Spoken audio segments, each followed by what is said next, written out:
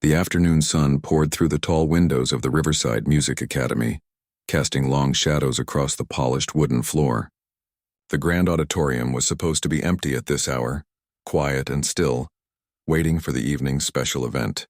But 12-year-old Tommy wasn't supposed to be there at all. He pressed his back against the wall near the stage entrance, hoping no one would notice him. His father was still cleaning the upper hallways, and Tommy had finished sweeping the practice rooms early. He knew he should wait outside like always, but something had drawn him here today. The piano. That beautiful black grand piano sitting alone on the stage, gleaming under the lights like a precious jewel. Tommy had never touched a real piano before. Not properly, anyway. Sometimes late at night when the building was empty and his father was finishing up, he would sneak into the practice rooms and press down on a key or two, just to hear the sound, just to feel the smooth ivory under his fingertips. But this piano was different. This was the kind of instrument that famous musicians played, the kind he'd only seen in videos on the old phone his father had given him. He took a step closer, his worn sneakers barely making a sound. The academy students would arrive soon for the master class with Vincent DeLuca, the concert pianist whose posters hung in every music store in the city. Tommy had seen his father stop and stare at one of those posters once, a distant look in his eyes before sighing and continuing with his mop and bucket. Just one key, Tommy thought. Just to hear what it sounds like. His hand reached out, trembling slightly. His fingers were rough from helping his father clean, not soft and graceful like the students he'd seen practicing. But when he pressed down on the middle C, the note that rang out was pure and clear and absolutely perfect. It seemed to hang in the air, filling the entire auditorium with its beauty. Tommy couldn't help himself. He pressed another key, then another. His fingers found a simple melody he'd heard one of the students practicing last week. It wasn't much, just a few notes strung together, but to Tommy it was magic. Well, well, well, what do we have here? The voice cut through the music like a knife. Tommy's hand jerked back as if the keys had burned him. He spun around, his heart hammering in his chest. Vincent DeLuca stood at the auditorium entrance, his expensive coat draped over one arm, an amused smile playing on his lips. He was younger than Tommy had expected, maybe in his early 30s, with perfectly styled dark hair and clothes that probably cost more than Tommy's father made in a month. Behind him, 3 students had already arrived, their designer bags slung over their shoulders, watching with curious expressions. "I'm sorry, sir," Tommy stammered, backing away from the piano. I didn't mean to." "Oh, don't apologize," Vincent said, walking down the aisle with slow, deliberate steps. His voice was smooth, cultured, with just a hint of mockery that made Tommy's stomach twist. "Please continue. I'm sure we'd all love to hear more of your performance." The students behind him giggled. One of them, a girl with blonde hair pulled back in a tight bun, whispered something to her friend. They both laughed. Tommy felt his face growing hot. "I should go. My father's working upstairs and—" "Your father works here?" Vincent's eyebrows rose. He glanced at Tommy's clothes, the faded jeans with a patch on one knee. The t-shirt that had been washed so many times the logo was barely visible. "Ah, I see. The janitor's son." The way he said it made Tommy feel small, smaller than he'd ever felt before. "You know," Vincent continued, climbing the steps to the stage, "I grew up around people like you, people who cleaned the buildings while I practiced, people who stood outside the windows listening, wishing they could be inside." He set his coat down carefully on a chair. "I always wondered what they thought, if they imagined themselves as musicians, if they dreamed of playing like I do." Tommy wanted to run. Every instinct told him to just turn and leave, to find his father and forget this had ever happened. But his feet wouldn't move. Something about the way Vincent was looking at him, with that calculating smile, kept him frozen in place. "So here's an idea," Vincent said, gesturing grandly to the piano. "Why don't you show us what you can do? A real performance." No, I insist." He turned to the students who were now filing into the auditorium, more of them arriving by the minute. "Everyone, please take a seat. We have an unexpected opening act today." More laughter rippled through the growing crowd. Tommy saw some students pulling out their phones, and his heart sank even further. They were going to record this. Whatever humiliation was coming, it would be captured and shared and never forgotten. "I really can't, sir," Tommy said quietly, his voice barely above a whisper. "I don't know how to play properly." Nonsense. Vincent clapped his hands together. You were doing just fine a moment ago. Come on, everyone's waiting. Don't be shy. This is the Riverside Music Academy, where everyone gets a chance to shine, even— He paused, looking Tommy up and down, even the cleaning staff's children. A few students laughed outright at that. Others looked uncomfortable but said nothing. Tommy caught sight of one boy near the back who wasn't laughing, who looked almost sorry for him, but that somehow made it worse. Vincent pulled out the piano bench with a flourish. Please sit, play something for us. Anything at all. I'm genuinely curious to hear what a natural talent sounds like. Who knows? Maybe you're a prodigy hiding in plain sight. The mockery in his voice was clear now, not even disguised. This wasn't an invitation. It was a trap. A cruel game that Tommy had somehow stumbled into. But he also knew that refusing would only make things worse. Vincent DeLuca wasn't the type of man who accepted being told no, especially not by a janitor's son. Tommy walked slowly to the piano, each step feeling heavier than the last. The students watched in silence now, some with anticipation, others with pity. His hands were shaking as he sat down on the bench. The keys that had looked so inviting moments ago now seemed to mock him too. He placed his fingers on the keys and the room fell completely silent. Even Vincent stopped moving, standing just a few feet away with his arms crossed, waiting for the disaster he'd orchestrated. Tommy closed his eyes. He thought about all the nights he'd spent listening through the walls while students practiced. He thought about the music that had filled his dreams, the melodies that played in his head while he swept floors and emptied trash cans. He thought about his father, who never complained, who worked hard to give Tommy a better life than he'd had. And then, something shifted inside him. The fear was still there, but beneath it was something else. Something that had been growing in him all these months of secret listening, of stolen moments at practice room pianos. A deep, aching love for music that no amount of humiliation could quite destroy. Tommy took a breath and he began to play. The first notes came out hesitant and soft, like a whisper in the vast auditorium. Tommy's fingers found the keys almost by instinct, and he began to play a piece he'd heard countless times through the practice room walls. It was Chopin, though he didn't know the name of the piece. To him, it was just the sad, beautiful melody that one of the advanced students practiced every Tuesday afternoon. His fingers stumbled at first. The notes weren't perfect. His timing was off in places, and his left hand didn't quite know what to do. But then something happened, something Tommy couldn't explain even if he tried. The music started flowing through him instead of from him. His hands moved across the keys with more confidence, finding notes he didn't know he remembered. The melody swelled and dipped, carrying with it every feeling Tommy had ever kept locked inside. The loneliness of being the kid who didn't belong, the exhaustion of watching his father work himself to the bone, the secret joy of stolen moments with music, the ache of wanting something so badly it hurt. The auditorium had gone completely silent. Not the expectant silence from before, but something different, something heavier and more real.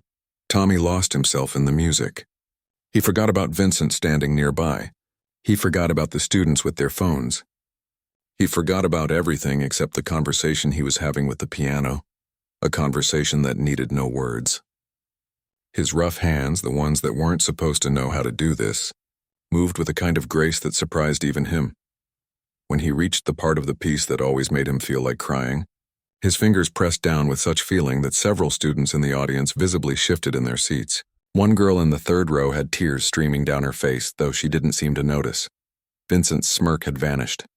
He stood frozen, his arms slowly falling to his sides, his face showing an expression that looked almost like pain. Tommy played the final notes, letting them ring out into the silence. His hands remained on the keys for a moment, trembling now not from fear but from the intensity of what he'd just experienced. Then slowly he lifted them and placed them in his lap. Nobody moved. Nobody spoke. The silence stretched on so long that Tommy began to worry he'd done something terribly wrong. Then from somewhere in the back, someone started clapping. Slowly at first, then joined by another person and another. Within seconds, half the auditorium was applauding, and some students were even standing. The boy who'd looked sorry for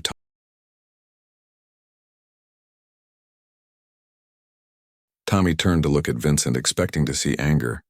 Instead, he saw something he couldn't quite identify. The famous pianist was staring at him with an expression that was part shock, part confusion, and something else that looked almost like recognition. "Where?" Vincent said, his voice rough and quiet. "Did you learn that?" Tommy swallowed hard. His mouth was dry. "I didn't, sir. Learn it, I mean. I listened. Through the walls. While my dad and I clean at night, I heard someone practicing this piece. I don't even know what it's called." "You've never had a lesson?" Vincent took a step closer. "Not even one?" "No, sir. We can't afford—" Tommy trailed off, embarrassed. Vincent ran a hand through his perfectly styled hair, messing it up for the first time. He looked shaken, like someone had just told him everything he believed was wrong. "That was Chopin. Nocturne in E-flat major. It's a piece that takes most students years to learn, and you just played it from memory. After hearing it through a wall." "I'm sorry," Tommy said automatically, though he wasn't sure what he was apologizing for. "I know it wasn't right. I made mistakes." "Stop." Vincent held up a hand. He walked to the edge of the stage and sat down heavily, as if his legs couldn't hold him anymore. The students were whispering now, confused by their teacher's reaction. "You made mistakes, yes? Your technique is completely self-taught and full of bad habits. Your left hand needs work. Your timing was off in the third section." Tommy felt his brief moment of hope crumble. There it was, the humiliation he'd been waiting for. "But," Vincent continued, his voice softer now, almost speaking to himself, "I haven't heard anyone play with that much feeling in years. Maybe ever. You weren't performing the piece. You were living it. Do you understand the difference?" Tommy shook his head slowly. Vincent looked up at him, and Tommy was startled to see something vulnerable in the famous pianist's eyes. "I've been playing piano since I was 4 years old. I've performed in concert halls around the world. I've won competitions and awards and critical acclaim. And somewhere along the way I forgot why I started playing in the first place." He paused, his jaw tight. "You just reminded me." The auditorium had gone silent again. Every student was leaning forward, trying to hear this unexpected confession. "How old are you?" Vincent asked. 12, sir. 12. Vincent repeated it like he couldn't believe it. He stood up abruptly and began pacing the stage. "Do you want to learn? Properly, I mean. Do you want to study music?" Tommy's heart leaped into his throat. "More than anything, sir. But like I said, we can't—" "I'll teach you." The words came out quickly, as if Vincent was afraid he'd change his mind if he thought too long. "Free of charge. I'll teach you myself." A murmur ran through the crowd of students. Tommy heard fragments of their whispers. "Is he serious? Why would he do that? No way, this is crazy." Tommy couldn't speak. He couldn't even breathe properly. This had to be some kind of extension of the joke, some new way to humiliate him. Vincent seemed to read his expression. "I'm not mocking you. He struggled for words. "I'm serious. You have something rare, something that can't be taught. But you need training. You need proper technique. Otherwise, you'll develop bad habits that will limit what you can do." "I don't understand," Tommy whispered. "Why would you help me? You don't even know me. 5 minutes ago, you were making fun of me." Vincent flinched at that. The students shifted uncomfortably, remembering how their teacher had set this whole thing up as a joke. Several of them had the decency to look ashamed now. "You're right," Vincent said quietly. "I was cruel. I wanted to amuse myself and impress my students by embarrassing you. It's something I've become very good at over the years, using my position to make myself feel superior to others." He met Tommy's eyes directly. "I was wrong, and I'm sorry." The apology hung in the air. Tommy had never heard an adult apologize to him like that before. Not a fake sorry you got upset apology, but a real one that acknowledged actual wrongdoing. "I can't accept," Tommy said, even though every part of him was screaming to say yes. "My dad, he wouldn't want charity, especially not from someone who humiliated his son," Vincent finished. "I understand. And your father is right to be proud." He paused, thinking, what if we made it an exchange? I teach you piano and you remind me why music matters. You help me remember what I've lost. Tommy didn't know what to say. This whole afternoon had turned into something he couldn't have imagined in his wildest dreams. Or his worst nightmares. He wasn't sure which. "Talk to your father," Vincent said. "Think about it. I'll be here tomorrow at the same time. If you come back, we'll begin. If you don't," he smiled sadly, "I'll understand." But Tommy? It was the first time Vincent had used his name. Yes, sir. Thank you for reminding me what music is supposed to sound like, what it's supposed to feel like. Tommy nodded, not trusting himself to speak. He stood up from the piano bench on shaky legs and walked toward the exit, every eye in the auditorium following him. As he pushed through the door, he heard the students burst into excited chatter behind him. He found his father in the hallway upstairs, pushing his cleaning cart. When his dad saw Tommy's face, tear-streaked and confused and overwhelmed, he immediately set down his mop. Tommy? What happened? Are you okay? Tommy looked at his father. This man who worked so hard to give him everything he could, and he didn't know how to begin explaining what had just occurred in the auditorium below. Dad? He finally managed. I think something impossible just happened. Tommy's father. Miguel listened to the whole story in silence. They sat in the small break room where the janitorial staff took their lunches, the fluorescent lights humming overhead. Tommy watched his father's face carefully, trying to read his reaction. But Miguel kept his expression carefully neutral until Tommy finished talking. When the silence stretched on, Tommy felt his hope beginning to crack. Dad, what do you think?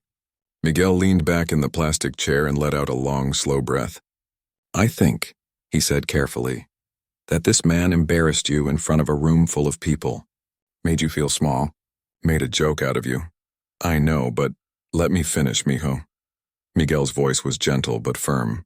I've worked in places like this for 15 years, ever since we came to this country.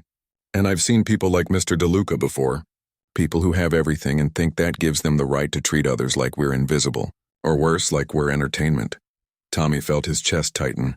He'd known this was how his father would react. How could he not? Miguel had too much pride to accept help from someone who'd hurt his son, no matter how much they both wanted it. But, Miguel continued, and Tommy looked up hopefully, I also know that opportunities like this don't come twice, not for people like us. He reached across the small table and put his rough, calloused hand over Tommy's. Tell me honestly, do you want this? Even after what he did? Tommy nodded, not trusting his voice. And do you think his apology was real, or just words? That was harder to answer. Tommy thought about the look on Vincent's face, the shock and confusion and something that might have been shame. I think he meant it, Dad. He looked different after I played, like something changed in him. Miguel was quiet for another long moment. Then he sighed. Okay, we'll give him one chance. But I'm coming with you tomorrow. I want to look this man in the eye and hear what he has to say. And if he treats you badly again even once, we walk away. Deal? Deal, Tommy said, relief flooding through him. That night, Tommy couldn't sleep. He kept thinking about the piano, about the way the music had felt flowing through his fingers. He'd touched something real in that auditorium, something that made sense of all the confusing feelings he carried around every day, and now there was a chance, however small, that he might get to do it again. The next afternoon, Tommy and his father arrived at the academy an hour before Vincent was supposed to be there. Miguel was still wearing his work uniform and he'd combed his hair back carefully. Tommy could tell his father was nervous, though he was trying not to show it. They waited outside the auditorium, and when Vincent arrived, he stopped short, clearly not expecting Miguel to be there. For a moment, the two men just looked at each other. Vincent in his expensive clothes carrying a leather bag that probably cost more than Miguel made in a month. Miguel in his janitor's uniform standing protectively close to his son. Mr. Rodriguez, Vincent said, extending his hand. I'm glad you came. Miguel didn't take the hand right away. My son told me what happened yesterday. All of it. I'm sure he did. Vincent lowered his hand slowly. And I'm sure you have every right to be angry with me. Angry doesn't even begin to cover it, Miguel said quietly, but there was steel in his voice. You made my boy feel like he was nothing, like he didn't belong, like his dreams were something to laugh at. Vincent nodded, taking it. You're absolutely right. There's no excuse for what I did. I've spent so many years surrounded by privilege and competition that I forgot what it's like to be on the outside looking in.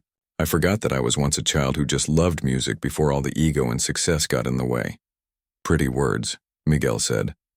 But I need to know why you're really doing this. Is it guilt? Is it for your reputation? Because I won't have my son be some charity case that makes you feel better about yourself. The accusation hung in the air between them. Tommy held his breath. Vincent was quiet for a moment, and when he spoke, his voice was raw. Honestly, it's partly guilt, yes. I was cruel, and I hate that about myself. But it's more than that. He looked at Tommy. When your son played yesterday, something happened that I can't quite explain. He played with his whole heart. No pretense, no performance, just pure feeling. And I realized that I haven't played like that in years. Maybe ever. I've been technically perfect and emotionally dead, and I didn't even know it until I heard him. He turned back to Miguel. I need to teach him as much as he needs to learn. Maybe more. Because if I can help him develop his gift without crushing what makes it special, maybe I can find my way back to that place too. Does that sound selfish? Maybe it is. But it's the truth. Miguel studied Vincent's face for a long time. Tommy could see his father weighing every word, looking for any sign of deception or condescension. Finally, Miguel spoke. If you do this, you do it right. No special treatment, no making him feel like he owes you something. You teach him like you'd teach any other student. And the moment I think you're using him for some experiment or ego boost, we're done. Clear? Clear, Vincent said immediately. And one more thing. Miguel stepped closer. My son is smart and he's talented and he works hard. But he's also 12 years old and he's sensitive. And this world hasn't always been kind to him. If you hurt him again, famous pianist or not, you'll answer to me. Understood? Understood, Vincent said, and there was respect in his voice now. I give you my word. Miguel held his gaze for another moment, then finally extended his hand. Vincent shook it, and Tommy felt like he could breathe again. Okay then, Miguel said, turning to Tommy. I'll be right outside if you need me. He kissed the top of Tommy's head, something he rarely did in public anymore now that Tommy was getting older, and walked toward the door. But he paused and looked back at Vincent. Thank you for seeing what I've always known was there. After Miguel left, Vincent and Tommy stood awkwardly in the hallway. The confidence from their conversation seemed to have drained away, leaving just a famous pianist and a janitor's son who weren't quite sure how to begin. So, Vincent said finally, shall we start? They entered the auditorium together. In the daylight, it looked different than it had yesterday. Less intimidating. Just a room with a piano. Vincent set his bag down and gestured for Tommy to sit at the bench. First things first, Vincent said, pulling up a chair beside the piano. Show me your hands. Tommy held them out, suddenly self-conscious about the calluses and rough skin. Vincent took them gently, examining them. You've been working. I help my dad clean sometimes, Tommy said. These are good hands, Vincent said. Strong, honest hands. They just need to learn the right way to move. He released them and smiled slightly. We're going to start from the very beginning. Posture, hand position, basic scales. It's going to be boring sometimes. Frustrating. You're going to want to just play the pieces you love, but we have to build the foundation first. Think you can handle that? Tommy nodded eagerly. I can handle anything if it means I get to keep playing. Good answer. Vincent moved to the piano and demonstrated the proper way to sit, the curve of the hands, the position of the wrists. The technical stuff is important, but here's what I want you to remember above everything else. All of this, every exercise, every scale, every piece we learn, it's just a tool. The music itself, the feeling, the heart, that's what matters. You already have that. My job is to give you the tools to express it fully without losing what makes it special. As Tommy adjusted his position on the bench, trying to copy Vincent's posture, he felt something shift in the room. This wasn't a teacher looking down on a student. This was two people who loved music trying to figure out how to share it with each other. Now, Vincent said, let's start with something simple. Do you know what middle C is? Tommy smiled. That was the first key I touched yesterday. Perfect. Then that's where we begin. Outside the auditorium, Miguel stood with his ear close to the door, listening to the sound of his son's halting scales and Vincent's patient corrections. He wiped his eyes quickly and went back to his cleaning cart. He had work to do and bills to pay, and a son whose life was about to change in ways he'd only dreamed about. Inside, Tommy played middle C again and again, each time trying to make it more perfect. And Vincent, who'd forgotten why he loved music, remembered a little more with each note. 6 months had passed since that first awkward lesson, and Tommy's life had transformed in ways he never imagined possible. Every Tuesday and Thursday afternoon, right after school, he would rush to the academy for his lessons with Vincent. And every single time, without fail, his heart would race with excitement as he walked through those tall doors. The lessons themselves were harder than Tommy had expected. Vincent made him practice scales until his fingers ached. He made him play simple exercises over and over, correcting the slightest movement of his wrist, the angle of his fingers. Sometimes Tommy would spend an entire hour on just one page of basic techniques, while his mind screamed to play the beautiful pieces he heard other students performing. But something else was happening too. With each lesson, Vincent was changing. The arrogant, mocking man from that first day had slowly been replaced by someone more patient, more humble, someone who actually listened. "You're tensing up again," Vincent said one Thursday afternoon, placing his hand gently on Tommy's shoulder. "Remember, the power comes from your arms, not your fingers. Let the weight of your arm do the work." Tommy relaxed and tried again. This time the chord rang out fuller, richer. "Better," Vincent said, and Tommy caught the smile in his voice. "Much better. You're learning faster than anyone I've ever taught. Do you know why?" Tommy shook his head, keeping his eyes on the keys. "Because you actually love it. Most of my students, they're here because their parents want them to be, or because they want to win competitions. But you play like every note matters. Like the piano is a friend you're having a conversation with." That night, word began to spread through the academy about the janitor's son, who was taking lessons from Vincent DeLuca himself. Not everyone was happy about it. "I don't understand why he's wasting his time," Tommy overheard one student say in the hallway. "That kid doesn't even pay tuition. My parents pay thousands of dollars for me to study here, and DeLuca barely gives me the time of day." "It's not fair," another voice agreed. "He's just doing it for publicity or something. Making himself look good by helping the poor kid." Tommy's face burned, but he kept walking, pretending he hadn't heard. It wasn't the first time he'd heard comments like that, and it wouldn't be the last. But the words still stung. Vincent noticed something was wrong the next lesson. Tommy's playing was distracted, his usual passion dimmed. "What's going on?" Vincent asked, stopping him mid-piece. "Nothing," Tommy said automatically. "Tommy." Vincent's voice was firm but kind. "I've known you long enough now to know when something's bothering you. Talk to me." Tommy's hands fell into his lap. "Do you ever regret this? Teaching me, I mean. Some of the other students think you're wasting your time. They think I don't deserve to be here." Vincent was quiet for a moment. Then he pulled up a chair next to the piano bench and sat down heavily. "Can I tell you something? About myself, about my career, about everything I thought mattered." Tommy nodded. "When I was young, younger than you even, all I cared about was being the best, winning competitions, getting recognition. And I did. I won everything. People called me a prodigy. My parents were proud. My teachers were proud. And somewhere in all of that success, I forgot the most important thing." He paused, looking at his own hands. "I forgot that music is supposed to make you feel something. It's supposed to touch people's hearts. But I turned it into a competition, a performance, something to show off rather than share." He looked at Tommy directly. "Then I heard you play. And it broke something open in me, something I'd kept locked away for years. You reminded me what I'd lost. And these past 6 months teaching you, watching you grow, it's been healing something in me I didn't even know was broken." "Really?" Tommy's voice was small. "Really? Do you know what happened at my last concert? The one I performed 2 weeks ago." Vincent smiled sadly. "For the first time in 10 years, I got a standing ovation, not just for my technique, but for the emotion in my playing. The critics said I'd finally found my heart again, and it's because of you. Because teaching you reminded me why I started playing in the first place." Tommy felt tears prickling at his eyes. "I didn't know. How could you? I never told you." Vincent stood up and walked to the window, looking out at the city beyond. The other students, their parents, they're paying for technique. For credentials, for a famous teacher's name on their resume. But what we're doing here? This is about something more important. This is about keeping music alive. Real music. The kind that matters." A knock on the door interrupted them. The academy's director, Mrs. Chen, poked her head in. She was a stern woman in her 60s who ran the school with strict rules and high expectations.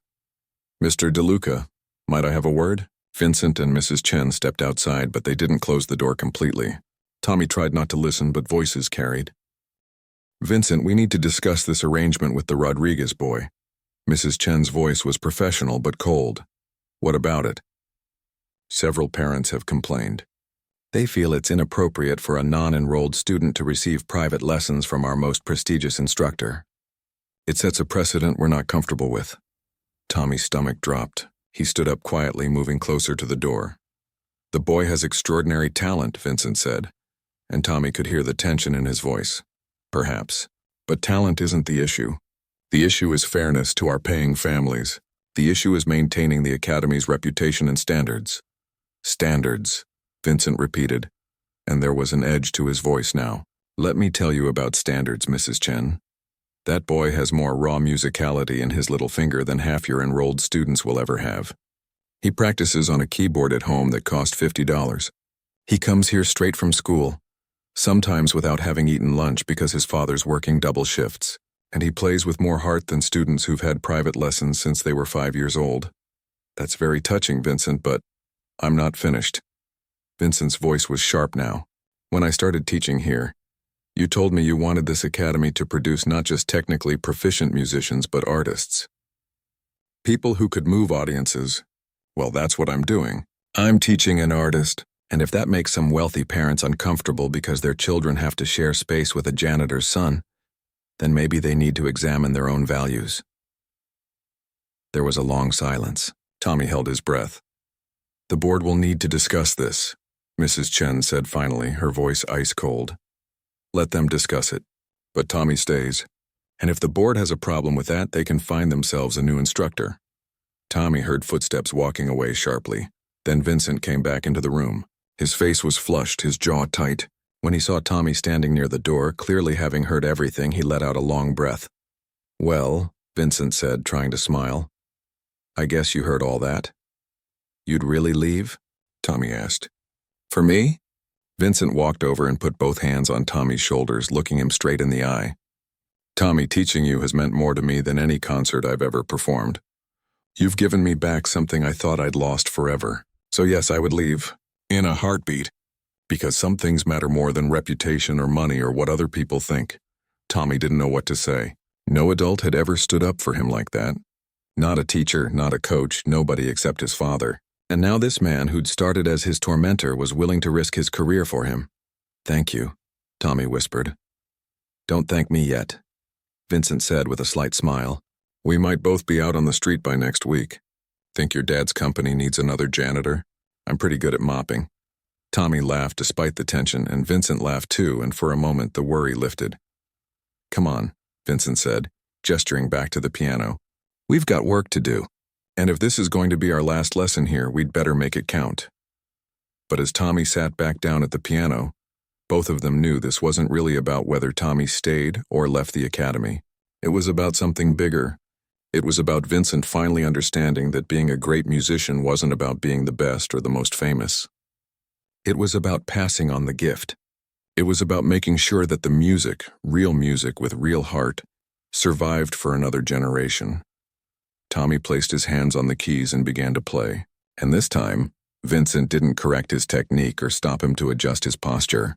He just listened, letting the music fill the room pure and honest and real. Outside in the hallway, some students had gathered, drawn by the sound. They stood quietly listening, and for once nobody was laughing or whispering cruel comments. They were just listening to something beautiful, created by a boy who wasn't supposed to be there at all, taught by a man who'd finally remembered why any of it mattered. The weeks following Vincent's confrontation with Mrs. Chen were tense. Tommy continued his lessons, but there was an unspoken worry hanging over every session. Miguel noticed his son's anxiety and finally sat him down one evening in their small apartment. Whatever happens, Miguel said, you've already accomplished something incredible. You've learned more in 6 months than most people learn in years. Nobody can take that away from you. But Tommy wanted more than just 6 months. He wanted a lifetime of this. Music had become as necessary to him as breathing. Then, 3 weeks before the Academy's annual spring showcase, Mrs. Chen called Vincent into her office. This time Tommy wasn't there to overhear, but Vincent told him everything afterward. The board had made a decision. They would allow Tommy to continue his lessons under one condition. He had to perform in the spring showcase alongside the enrolled students. If his performance proved he belonged, they would create a special scholarship program in his name, opening the door for other talented students who couldn't afford tuition. If he failed, Vincent would need to end the lessons. It's a test, Tommy said quietly when Vincent told him. They were sitting in the empty auditorium after hours, Miguel cleaning the seats a few rows behind them. It is, Vincent admitted. And it's not fair. None of those other students are being judged this way. But sometimes life isn't fair, and we have to decide if we're going to let that stop us or if we're going to show them what we're made of. What if I mess up? What if I freeze up there with everyone watching? Vincent was quiet for a moment. Do you remember what you told me the first day we really talked? After your father came to meet me? Tommy shook his head. You said you could handle anything if it meant you got to keep playing. I believed you then, and I believe you now. Vincent leaned forward. But here's what I want you to understand. Even if you do freeze, even if you hit every wrong note, even if the worst possible thing happens, you're still a musician. You're still talented. You're still worthy. This performance doesn't define you. It's just one moment. But it defines whether I get to keep learning from you. No, Vincent said firmly. If they kick you out, I'll teach you somewhere else. A library, a community center, my own apartment if I have to. Nothing is going to stop us. But I think you should do this anyway. Not for them, but for yourself. To prove to yourself what you're capable of. Tommy looked down at his hands, the same rough hands that had been mocked a year ago, now trained and capable. What should I play? That, Vincent said with a small smile, is entirely up to you. Over the next 3 weeks, Tommy practiced harder than he ever had in his life. He and Vincent chose a piece together, something that would showcase both technical skill and emotional depth. They settled on Beethoven's Moonlight Sonata third movement. It was ambitious, maybe too ambitious, but Vincent insisted Tommy was ready. You've got the fire for it, Vincent said. This piece needs passion, and that's something you've never lacked. The night before the showcase, Tommy couldn't sleep. He lay in his small bed, staring at the ceiling, his fingers unconsciously moving through the piece in the air. In the next room, he could hear his father moving around, unable to sleep either. Finally, Miguel came and sat on the edge of Tommy's bed. Nervous. Terrified. Good, that means you care. Miguel was quiet for a moment. You know, when I was young back in Mexico, I wanted to be a teacher. I loved learning, loved helping other people understand things, but life had other plans. We needed money, so I worked. And I kept working. And somewhere along the way, I stopped dreaming about being anything other than what I was. Tommy had never heard his father talk like this before. But you, Miguel continued, his voice thick with emotion, you're getting a chance to be more, to become what you're meant to be. And no matter what happens tomorrow, I want you to know that I'm proud of you, not because of how well you play or whether you win some scholarship. I'm proud because you never gave up on your dream, even when people tried to make you feel like you shouldn't have one. Tommy sat up and hugged his father tight, both of them holding on like they could give each other strength for what was coming. The night of the showcase, the auditorium was packed. Parents in expensive clothes filled the seats, chattering excitedly about their children's performances. Tommy peeked out from backstage and felt his stomach drop. There had to be 300 people out there. Vincent found him in the practice room pacing nervously. Hey, look at me. Tommy turned, his face pale. Remember why you play? Not for them. Not for the scholarship. Not even for me. You play because the music needs to come out. Because you have something to say that can only be said through the piano. That's all this is. Just you, having a conversation with the instrument. Forget everything else, the showcase began. Tommy had to wait through 12 other performances, each one making him more nervous. The other students were good. Really good. Some of them had been training since they were 4 years old. They played complex pieces with seemingly effortless precision. Finally, Mrs. Chen took the stage to introduce him. Our final performer tonight is a special case. Tommy Rodriguez has been studying with Mr. DeLuca for only 6 months, and this is his first public performance. He'll be playing Beethoven's Moonlight Sonata third movement. Tommy heard the murmurs in the crowd. 6 months? That piece? Is that the janitor's kid? He walked onto the stage, his legs feeling like they might give out. The stage lights were blinding. He couldn't see his father or Vincent in the audience, but he knew they were there. He sat at the piano bench and placed his hands on the keys. They were shaking. His mind went completely blank. He couldn't remember the first note. Panic started to rise in his chest. Then he closed his eyes and took a deep breath. He thought about why he loved music. Not the competition or the pressure or the judgment. Just the pure joy of creating something beautiful. The feeling of being understood when words weren't enough. His fingers found the first notes almost by instinct, and suddenly he was off. The piece began with rapid, intense passages, and Tommy threw himself into them. His hands flew across the keys, but he wasn't thinking about technique anymore. He was feeling the music, letting it pour out of him like water from a dam that had finally burst. He missed a note in the second page. His left hand stumbled slightly in a difficult passage. But he didn't stop. He kept going, kept feeling, kept pouring everything he had into the performance. All the frustration of being looked down on, all the gratitude for the chance he'd been given, all the love he had for his father who sacrificed everything, all the hope he carried for a different future. The final crescendo built and built, Tommy's whole body engaged in creating the sound, and then the last crashing chords rang out into the auditorium. Silence. Tommy kept his eyes closed, afraid to look, afraid to see disappointment or mockery or pity. Then the applause started. Not polite, scattered clapping, but thunderous applause.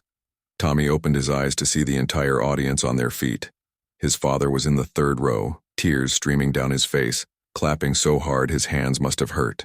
Next to him, Vincent was standing too, and he was smiling wider than Tommy had ever seen. But what shocked Tommy most was Mrs. Chen. The stern director was standing in the front row, applauding, and when their eyes met, she nodded. Just a small nod, but it meant everything. Tommy stood and took a shaky bow, overwhelmed by the response. As he walked off stage, Vincent met him in the wings and pulled him into a fierce hug. "You did it," Vincent said. "Not perfectly, but perfectly enough. You showed them your heart." Later, after all the parents and students had left, after Miguel had finished his cleaning rounds, the three of them sat in the empty auditorium. Mrs. Chen had already informed them that the board approved the scholarship program. Starting next semester, the academy would accept 3 students per year based solely on talent regardless of their ability to pay. "You changed this place," Vincent said to Tommy. "You changed me. You know what the funny thing is? I thought I was teaching you, but you were teaching me the whole time." "What did I teach you?" Tommy asked. "That music isn't about being perfect. It's about being real. It's about having something to say and the courage to say it, even when you're terrified, especially when you're terrified." Vincent looked at Miguel. "Your son reminded me why I became a musician in the first place. He gave me back my purpose." Miguel put his arm around Tommy. "So what happens now?" "Now," Vincent said, "we keep going. Tommy continues his training, and in a few years, when he's ready, he's going to play concerts that make people remember why music matters. He's going to inspire other kids who think their dreams are too big. He's going to change lives just like he changed mine." Tommy looked around the auditorium, this place that had witnessed his humiliation and his triumph. "It started with a joke," he said quietly. "It did," Vincent agreed. "I tried to embarrass you to make myself feel superior by making you feel small. It was cruel and wrong, and I'll regret it for the rest of my life. But somehow, your response to that cruelty, your grace and your talent, and your heart, it turned that terrible moment into something beautiful. You turned my worst impulse into both of our redemption." They sat in comfortable silence for a while, each lost in their own thoughts about how far they'd come. Outside, the city lights twinkled through the tall windows. Somewhere out there were other kids like Tommy, dreaming of impossible things, thinking their circumstances made those dreams unreachable.